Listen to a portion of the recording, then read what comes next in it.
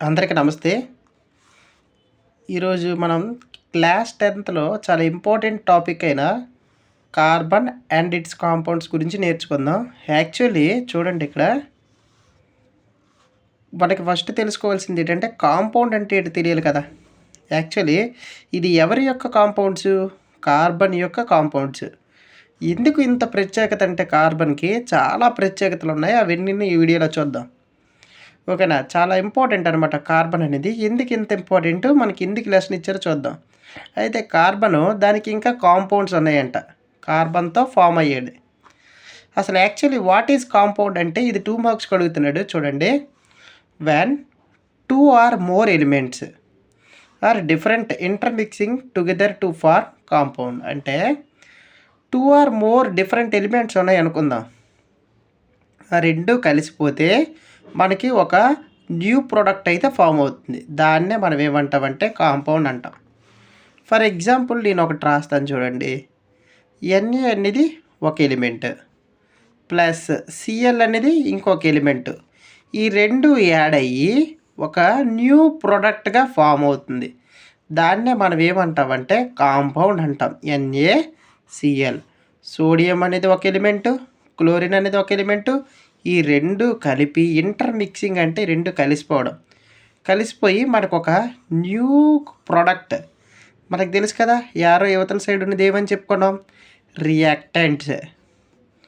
New product అంటే ఏంటి? యారోకి యువతల సైడ్ ఉన్నది ప్రోడక్ట్. ఇక్కడ న్యూ ప్రోడక్ట్ ఫామ్ అయిందా లేదా? ఈ న్యూ ప్రోడక్ట్నే మనం ఏమంటామంటే కాంపౌండ్ అంటాం. కాంపౌండ్ అంటే రెండు ఎలిమెంట్స్ ఉండాలి. డిఫరెంట్ ఎలిమెంట్స్ ఉండి ఆ రెండు ఇంటర్మిక్సింగ్ అయితే మనకి ఫామ్ అయ్యేది ప్రోడక్ట్. క్లియరా?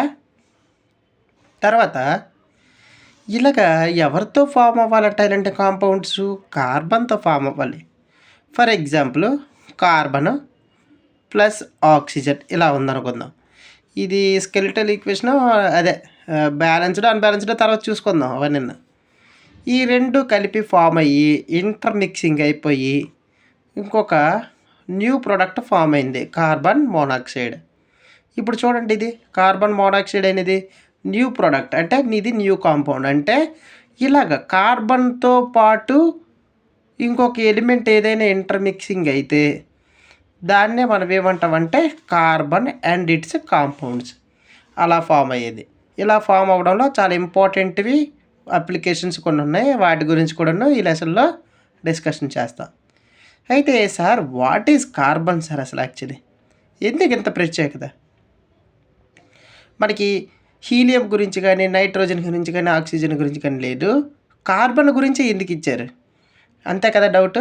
కార్బన్ గురించి ఇవ్వడానికి కారణం ఏంటంటే దీని ఒక ప్రత్యేకమైన ఫార్ములాస్ ఉంటాయి. దీనికి ఒక ప్రత్యేకమైన ఫినామినా ఉంది. అవేటో చూద్దాం కొద్దిగా. ఇప్పుడు మనకి నెక్స్ట్ ఇంపార్టెంట్ ఏంటంటే కార్బన్, అంతే కదా. మరి కాంపౌండ్ గురించి నేర్చుకున్నాం. అంటే కాంపౌండ్ అంటే ఏంటి చెప్పాము? 2 ఆర్ మోర్ ఎలిమెంట్స్ మిక్సింగ్ అయ్యి మనకు ఒక కాంపౌండ్ వస్తుంది. ఇక్కడైతే ఆల్రెడీ మనకు ఒకరు తెలిసిపోయారు కార్బన్. కార్బన్తో పాటు ఇంకా ఎవరైనా మిక్సింగ్ అయితే మనకి కార్బన్ యొక్క కాంపౌండ్స్ వస్తాయి అని అర్థం, అంతే కదా. మరి అలాంటి ఇంపార్టెంట్ ఎవరున్నారు ఇక్కడ? కార్బన్ కదా. కార్బన్ గురించి కొద్దిగా తెలుసుకుందాం. Carbon is a non metal. Question ఎలాగ అడుగుతాడంటే 4 మార్క్స్కి అడుగుతున్నాడు ఇది. క్వశ్చన్ ఎలాగ అడుగుతాడంటే రైట్ ద కాన్సెప్ట్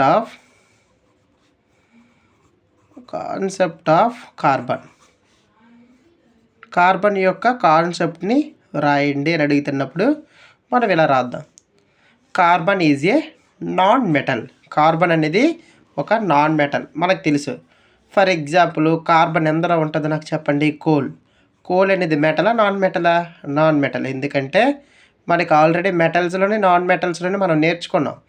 కార్బన్ అనేది నాన్ మెటల్ ఎందుకంటే ఇది కోల్లో మనకి ఎవరు ఉంటారు? కార్బన్ ఉంటాడు. కార్బన్ అనేది నాన్ మెటల్. కోల్ అనేది డక్టిలిటీ, సొనారిటీ అవన్నీ ప్రొడ్యూస్ చేస్తుందా? ప్రాపర్టీస్ ఆఫ్ మెటల్ ప్రొడ్యూస్ చేయదు కాబట్టి ఇది నాన్ మెటల్ అయిపోతుంది. కార్బన్ అనేది పీరియాడిక్ టేబుల్లోన 14th గ్రూప్లోన సెకండ్ పీరియడ్లో ఉంటుంది. మీకు పీరియాడిక్ టేబుల్ తెలుసు కదా. పీరియాడిక్ టేబుల్లో మీరు చూసినట్లయితే బాగా అబ్జర్వ్ చేస్తే కార్బన్ ఎక్కడ ఉంటుందట 14th గ్రూప్లో సెకండ్ పీరియడ్లో ఉంటుంది. తెలుసు కదా, ఇలా వెర్టికల్గా ఉన్నవన్నీ గ్రూప్స్ ఇలా మీరు లెక్క పెట్టుకుంటే కౌంట్ చేసుకుంటే 14th గ్రూప్లో ఖచ్చితంగా ఎవరు ఉంటారంటే కార్బన్ ఉంటాడు. మళ్ళీ సెకండ్ పీరియడ్లో ఉంటాడట. చూడండి ఒక్కసారి. తర్వాత ఇన్ పీరియాడిక్ టేబుల్లో highest valency of first element is carbon. Valency అంటే చూడండి, మనకి తెలుసు కదా, వ్యాలెన్సీస్ గురించి తెలుసు కదా, అందులోనే హైయెస్ట్ వ్యాలెన్సీ ఎవరికైనా ఉందంటే వాడు ఫస్ట్ ఎలిమెంట్ ఎవరికైనా ఉందంటే అది కార్బన్కి ఉందంట. Next point, carbon valency is 4. Carbon valency ఎంత 4. ఆల్సో కాల్డ్ ఈ 4 వ్యాలెన్సీని మనం టెట్రా వ్యాలెన్సీ. టెట్రా మీన్స్ ఏం లేదు, టెట్రా మీన్స్ ఎంత 4. టెట్రా మీన్స్ ఎంత 4 అని అర్థం. అయితే వీడికి 4 వ్యాలెన్సీస్ ఉంటాయంట. అంటే వీడు ఇంకా నలుగురితోటి బాండ్ పార్టిసిపేట్ చేయగలడు. ఎంతమందితో 4 మెంబర్స్తో బాండ్ పార్టిసిపేట్ చేయగలడు. అయితే మనం ఇంకొంచెం ఇంపార్టెంట్కి వెళ్తే ఎలక్ట్రానిక్ కాన్ఫిగరేషన్ ఆఫ్ కార్బన్. అందరికీ ఎలక్ట్రానిక్ కాన్ఫిగరేషన్ అయితే రావాలి. రాకపోతే స్మార్ట్ ట్రిక్ అనేది నేను నెక్స్ట్ కొద్దిగా వీడియోలో చేస్తాను, అది ఒక్కసారి అబ్జర్వ్ చేసుకోండి. అయితే ఎలక్ట్రానిక్ కాన్ఫిగరేషన్ ఆఫ్ కార్బన్ ఎంత అంటే చూడండి, ఇక్కడ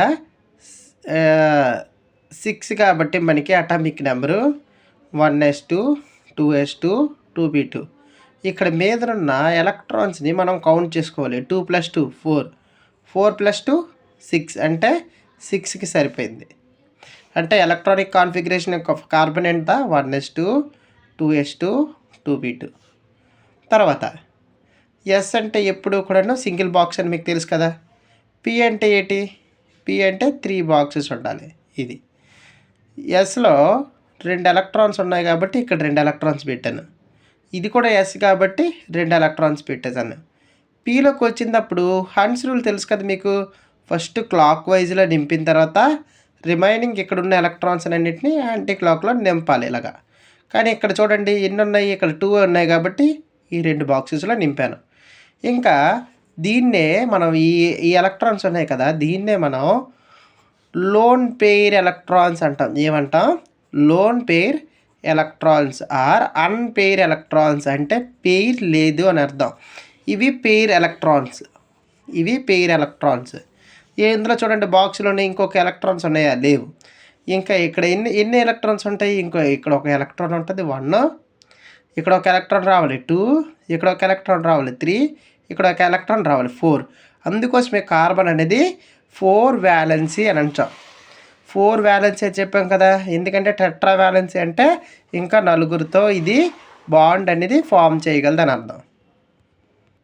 ఇప్పుడు వచ్చిన బాధ ఏంటంటే మనకి చాలా important point, 5th point.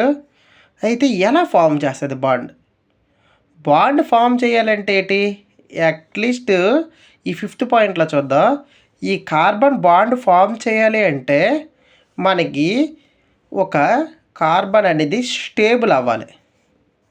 Carbon అనేది ఎలా స్టేబుల్ అవుతుంది అయితే 4 ఎలక్ట్రాన్స్ని దీనికి ఇవ్వాలి. కార్బన్కి 4 ఎలక్ట్రాన్స్ని ఇవ్వాలి. 4 ఎలక్ట్రాన్స్ని ఇస్తే ఇది స్టేబుల్ అవుతుంది, అంతే కదా. లేదా 4 ఎలక్ట్రాన్స్ని రిమూవ్ చేయాలి, అంటే 4 ఎలక్ట్రాన్స్ని కార్బన్ నుంచి దూరంగా పంపించాలి. ఇప్పుడు మనకి ఏమవుతుంది, ఇది స్టేబుల్ అవుతుంది. కార్బన్ని ఎలక్ట్రాన్స్ని గెయిన్ అయినా చేయాలి, లేదంటే లాస్ అయినా చేయాలి. అప్పుడు మాత్రమే మనకి కార్బన్ అనేది స్టేబుల్ అవుతుంది. ఇప్పుడు ఎలా, 4 ఎలక్ట్రాన్స్ని ఎవరు ఇస్తారు నీకు కార్బన్కి? 4 ఎలక్ట్రాన్స్ ఇవ్వడం అంత ఇంపాసిబుల్ కాదు.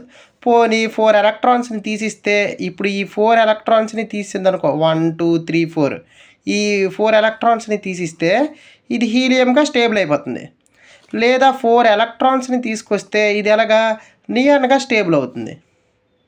ఇప్పుడు 4 ఎలక్ట్రాన్స్ని ఇచ్చేవాడు లేడు, 4 ఎలక్ట్రాన్స్ని తీసుకునేవాడు లేడు. వచ్చిన ప్రాసెస్ అంతటికి మనకి ఇంపార్టెంట్ ఇదే ప్రాసెస్. ఇప్పుడు ఈ 4 ఎలక్ట్రాన్స్ని నువ్వు తీయాలనుకున్నావు అనుకో, ఎంత కష్టం అంటే నువ్వు హ్యూజ్ అమౌంట్ ఆఫ్ అయనైజేషన్ ఎనర్జీని ఇవ్వాలి, అంటే హీట్. నువ్వు కార్బన్కి హీట్ని అప్లై చేస్తే నీకు ఒక ఎలక్ట్రాన్ వస్తుంది, మహా అయితే 2 ఇస్తుంది. ఇంకా ఎక్కువ ఎనర్జీని అప్లై చేసామంటే 3 ఇస్తుంది. ఈ మూడిటికంట ఒక ఎలక్ట్రాన్ కూడా ఎక్స్ట్రా ఇవ్వలేదు అయనైజేషన్ ఎనర్జీ. ఇప్పుడు 4వ ఎలక్ట్రాన్ని తీయాలనుకుంటే నువ్వు చాలా కష్టం, అది చాలా ఇంపాసిబుల్. అయితే ఇప్పుడు నీకు 4 ఎలక్ట్రాన్స్ని ఎవరైనా ఇవ్వగలరా? లేదు. కనుక కార్బన్ అనేది స్టేబుల్ అవ్వలేదు. అయితే ఇప్పుడు ఇది ionisation, ionic bond. Ionic bond అంటే ఏంటి? ఎలక్ట్రాను ట్రాన్స్ఫర్ చేస్తాం. ఎలక్ట్రాన్ ట్రాన్స్ఫర్ చేస్తే దాన్ని మనం ఏమంటాం? అయానిక్ బాండ్ అంటాం. ఈ అయానిక్ బాండ్లో ఎలక్ట్రాన్ని ట్రాన్స్ఫర్ చేయాలి అంటే బయటకైనా పంపించేయాలి, లేదంటే ఎలక్ట్రాన్ తెచ్చైనా తెచ్చుకోవాలి. ఆ ప్రాసెస్నే మనం అయానిక్ బాండ్ అంటాం. ఈ కార్బన్కి ఈ ప్రాసెస్ అయితే సెట్ కాదు, ఎందుకంటే 4 ఎలక్ట్రాన్స్ని ఎవరు ఇవ్వలేరు, 4 ఎలక్ట్రాన్స్ని మనం తీయలేం కార్బన్ నుంచి. అయితే ఇప్పుడు అందుకోసమే కార్బన్ని మనం ఏమంటామంటే కార్బన్ని కోవాలెంట్ బాండ్. కార్బన్ ఏమంటాం? Covalent bond. కోవాలెంట్ బాండ్ అంటే ఏంటనుకున్నారు? ఇది ఎలక్ట్రాన్స్ని షేరింగ్ చేసుకుంటుంది. ఎలక్ట్రాన్స్ని ఏం చేస్తుంది? Sharing of electrons. కార్బన్ అనేది ఏం చేస్తుంది?